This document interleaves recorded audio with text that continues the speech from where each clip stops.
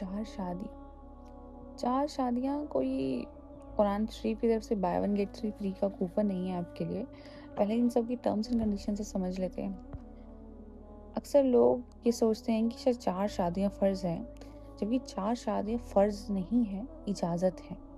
इजाज़त और फ़र्ज़ में खूब फ़र्क है, क्योंकि फ़र्ज़ लाज़िम होता है और इजाज़त कि हाँ, कर लो तो गुनाह नहीं होगा। और सूरह निसा आयत 3 में पहली कंडीशन सिर्फ़ इंसाफ़ की थी।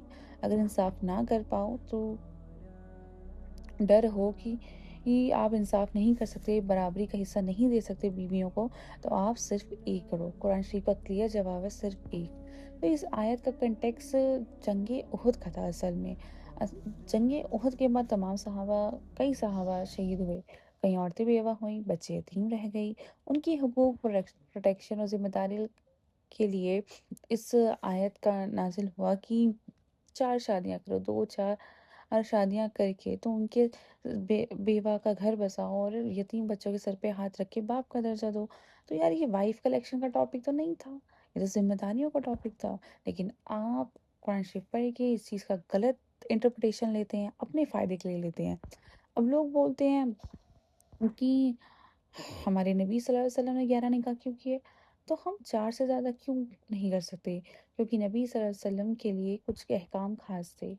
हज़रत खदीजा रज़ियल्लाहु अन्हा के ज़िंदा रहते तकरीबन 25 साल तक, जब तक उनके निकाह में रहीं अपनी वफ़ात तक, हमारे नबी ने कभी दूसरा निकाह नहीं किया। उन्होंने अपनी ज़िंदगी एक औरत के साथ ही बिताई है, जो असल बिताई है, जवानी की बिताई है। उसके बाद की जो निकाह है उन्होंने विडोज़ की कफ़ालत, कबाइल के साथ सुलह और दीन की तालीम की बहुत बड़ा मकसद था, जो उन्होंने हमारी उम्मत के लिए एक मिसाल कायम करनी थी कि तुम इस तरह की औरतों से निकाह कर सकते हो, तुम्हारा निकाह जायज़ है। उनकी सरपरस्ती के लिए बताया गया था। तो 4 शादियाँ कोई ट्रॉफ़ी तो नहीं, इंसाफ की सबसे बड़ी ज़िम्मेदारी होती है।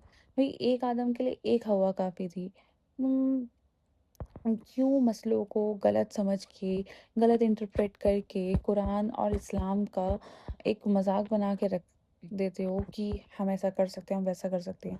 पहले मसले पढ़ो, कुरान के कॉन्टेक्स्ट समझो, उस वक़्त का दौर देखो, वो दौर क्या था और ये दौर और क्या है।